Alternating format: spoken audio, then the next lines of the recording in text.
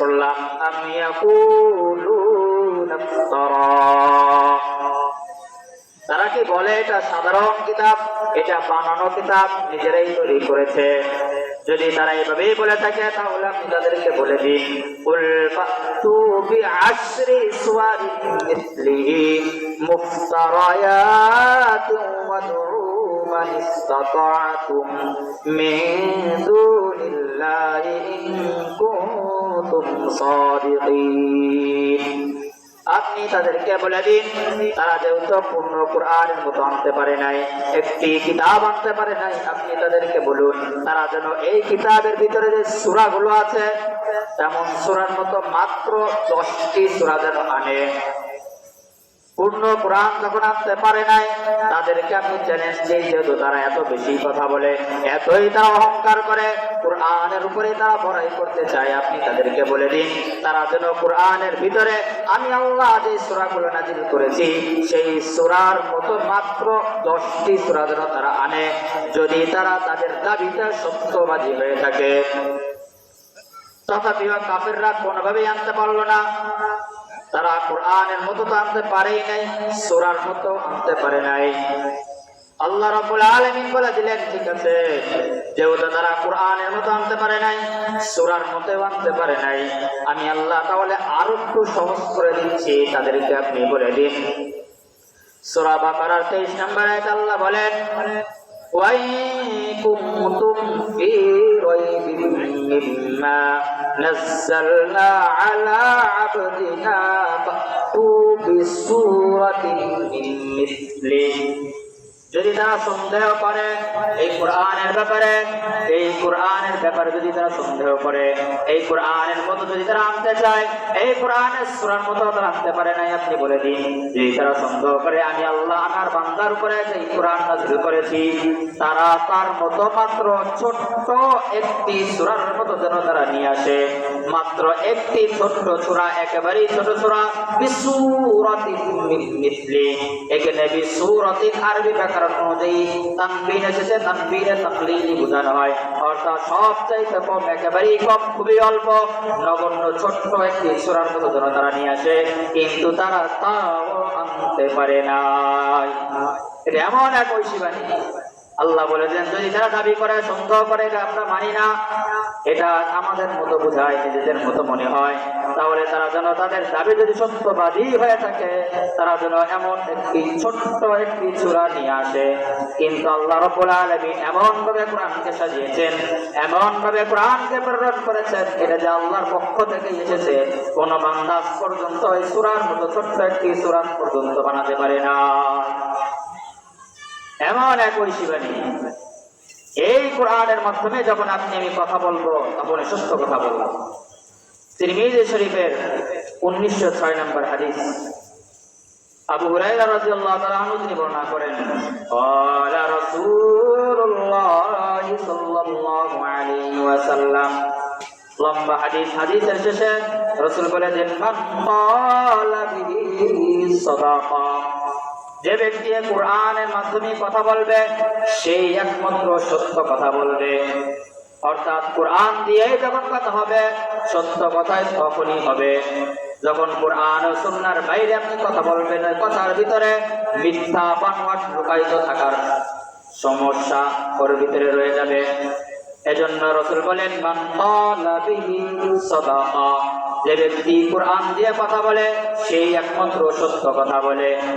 ওয়া মান আমিলা বিহি উজিরা, রাসূল বলেন যে ব্যক্তি কোরআনের উপর আমল করবে, যে ব্যক্তি কোরআন দেখানো পথে চলবে, আল্লাহ রাসূল বলেন তাহলে উজিরা, তাকে প্রতিদান দেওয়া হবে। কোরআনের কিসের উপর আমল করব?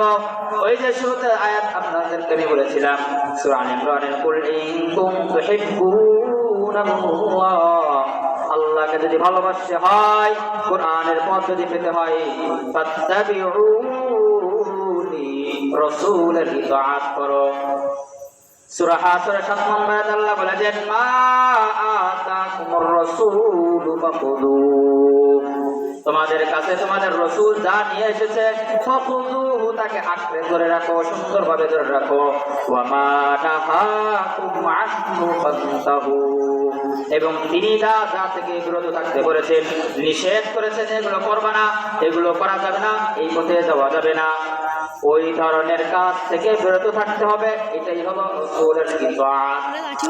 আল্লাহ রাসূল বলেন ওয়ামান আমিলা বিহি উজিরা, যখন এইভাবে আমল করতে পারবো আপনি আমি, তখন আপনার আমার আমলগুলোকে প্রতিদান দেওয়া হবে।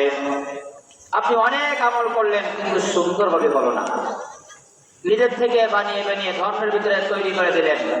আয়েশা সিদ্দিকা বলেন, বুখারীর হাদিস, মান আহদাসা ফি আমরিনা হাযা মা লাইসা মিনহু ফাহুয়া রাদ্দুন, যদি কোনো ব্যক্তি ধর্মের বিষয় হিসেবে ধর্মের ভিতরে কোনো কিছু ঢুকিয়ে দেয় সেটাই হলো পরিত্যাজ্য, ওটা কোনোভাবেই গ্রহণযোগ্য হবে না, ওটা বাতিল, ওটা বাতিল, ওটা বাতিল। ইবনে মাজার 42 নম্বর হাদিসে রাসূল বলেন, এই যেগুলো বানানো হবে কুল্লু মুহদাসাতিন বিদআহ, নতুন ধর্মের ভিতরে যা ঢুকানো হবে ইবাদত হিসেবে, যেটা নফল নামাজ হোক অথবা নফল রোজা যাই হোক না কেন, যে কোনো ইবাদত হিসেবে যাই কিছু ঢোকাত, রাসূল বলেন সেটা হলো বিদআত। ওয়া কুল্লু বিদআতিন দালালাহ, আর প্রত্যেক বিদআত এটা পথভ্রষ্ট। ওয়া কুল্লু দালালাতিন ফিন্নার, আর প্রত্যেক পথভ্রষ্টতা এটা আপনাকে আমাকে জাহান্নামে নিয়ে যাওয়ার জন্য কারণ হয়ে দাঁড়াবে। এজন্য আপনি আমি আমল করব, কিন্তু কোনটা? বেশি না, অল্প হলেও খাঁটি আমল করব। সূরা আম্বিয়ার মাঝে আল্লাহ বলেন, এই যে আপনারা আমার আমল, এগুলো কি করব? ওজন করা হবে। ওয়ানাদউল মাওয়াজিনাল কিসতা লিয়াউমিল কিয়ামাহ, কিয়ামতের দিন আপনারা আমার আমলগুলোকে ওজন করা হবে, মাপা হবে, এটা ভারী নাকি বেশি এটা ওজন করা হবে। এটা খাঁটি হলে বেশি হবে, আর যদি খাঁটি না হয় হালকা হয়ে যাবে। এজন্য ভাই আমার, যা করব কোরআন অনুযায়ী আমল করব, তার রাসূলের কথা অনুযায়ী উজিরা, তাহলে প্রতিদান পাবো। ওয়ামান হাকামা বিহি আদালা, আপনি আমি যখন কোনো বিচার করব, সেটা হতে পারে সামান্য নিজের পরিবারের ক্ষেত্রে, অথবা সমাজের ক্ষেত্রে, অথবা এলাকার ক্ষেত্রে, অথবা রাষ্ট্রীয় পর্যায়ে যদি আপনি আমি কোনোভাবে কোনো বিচার করি, আল্লাহ রাসূল বলেন সে যেন কোরআন দিয়ে বিচার করে। আর যখন কোনো ব্যক্তি কোরআন দিয়ে বিচার করবে, তাহলে রাসূল বলেন ওয়ামান হাকামা বিহি আদালা, সে একমাত্র ইনসাফের বিচার করতে পারবে। কোরআনের বিচার ছাড়া, কোরআনের নিয়ম ছাড়া, কোরআনের বিধান ছাড়া, কোরআনের হুকুমত ছাড়া, কোরআন দিয়ে যে সকল বিধান, যে সকল শাস্তি, যে সকল হজের ব্যাপারে এখানে বর্ণনা করা হয়েছে, এগুলো ছাড়া যদি আপনি আমি নিজের বানানো, নিজেদের তৈরি, পশ্চিমাদের তৈরি গণতন্ত্র হোক, সমাজতন্ত্র হোক, রাজতন্ত্র হোক, কোনোভাবে যদি এগুলোকে বিচার করি, কোনোদিনও সঠিকভাবে বিচার হবে না। একমাত্র কোরআন দিয়ে যদি আপনি আমি বিচার করি, তখনই ইনসাফ হবে, তখনই আদালত কায়েম হবে। এছাড়া কোনোদিনও কোনোভাবেই আপনি আমি আদালত, ইনসাফ কায়েম করতে পারবো না। রাসূল আরো বলেন, ওয়ামান দাআ ইলাইহি, আর যাকে কোরআনের দিকে আহ্বান করা হয়, কোরআনের দিকে ডাকা হয় যে কোরআনের দিকে আসো, সুন্নাহর দিকে আসো, অন্যের দিকে যেও না। রাসূল বলেন হুদিয়া ইলা সিরাতিল মুস্তাকিম, তাহলে তাকে জেনে রাখো এটা কোনো খারাপ দিকে ডাকা হয় না, একমাত্র সরল সোজা পথেই তাকে ডাকা হয়। হুদিয়া তাকে ডাকা হয়েছে, হিদায়াত দেওয়া হয়েছে সিরাতিল মুস্তাকিম, সরল সঠিক সোজা পথের দিকে ডাকা হয়। যেই পথ আমরা প্রত্যেক দিন, প্রত্যেক নামাজে, প্রত্যেক রাকাতে আল্লাহর কাছে চাই, ইহদিনাস সিরাতাল মুস্তাকিম। ইয়া রাব্বুল আলামিন, আপনি আমাকে সরল সঠিক পথ দেখান। সূরা ফাতিহার ভিতরে আমরা আল্লাহর কাছে কাকুতি মিনতি করি, শুরুতে আল্লাহর প্রশংসা করি, মাঝখানে আমাদের দাবি জানাই, শেষে কি দাবির কারণ সেগুলো উল্লেখ করে বলি। মালিকি ইয়াউমিদ্দিন, ইয়াকা না'বুদু ওয়া ইয়াকা নাস্তাঈন, আমরা আপনার ইবাদত করি, আপনার কাছেই আমরা সাহায্য চাই। এরপরে আমাদের দাবি কি? ইহদিনাস সিরাতাল মুস্তাকিম, আপনি আমি যখন বলি নামাজে আল্লাহ আপনি আমাকে সিরাতে মুস্তাকিমের পথ দেখান, সিরাতাল্লাযীনা আন'আমতা আলাইহিম গায়রিল মাগদুবি আলাইহিম ওয়ালাদ-দাল্লিন,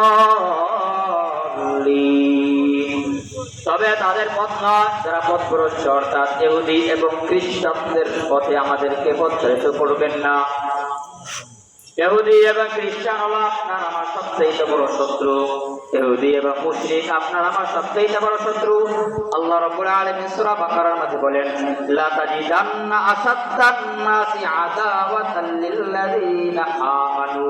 হে নবী, আপনি শুনে রাখুন, জেনে রাখুন, অবশ্যই অবশ্যই মুমিন যারা আছে তাদের সবচেয়ে শত্রু কারা হবে জেনে রাখুন।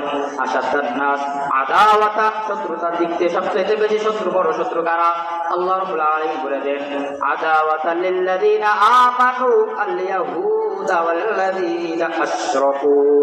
যারা মুশরিক আর যারা হলো ইহুদি, তারাই হলো আমাদের সবচাইতে বড় শত্রু, আমাদের জানের শত্রু, মানের শত্রু, আমাদের ধর্মের শত্রু। শুধু এই নয়, যখন রাসূলুল্লাহ নবী সাল্লাল্লাহু আলাইহি ওয়াসাল্লাম তিনি যখন ইসমাঈল আলাইহিস সালামের বংশভূত হয়ে আসলেন, তখন থেকেই তাদের এই জ্বালা। আমাদের বংশের থেকে কেন আসলো না? আমরা এই নবীকে মানি না। বিভিন্ন সময় আল্লাহ রাসূলকে তারা হত্যা করতেছে। মুহতারাম হাজিরিন, এটার দাওয়াত আপনাকে আমি দিতে চাচ্ছি।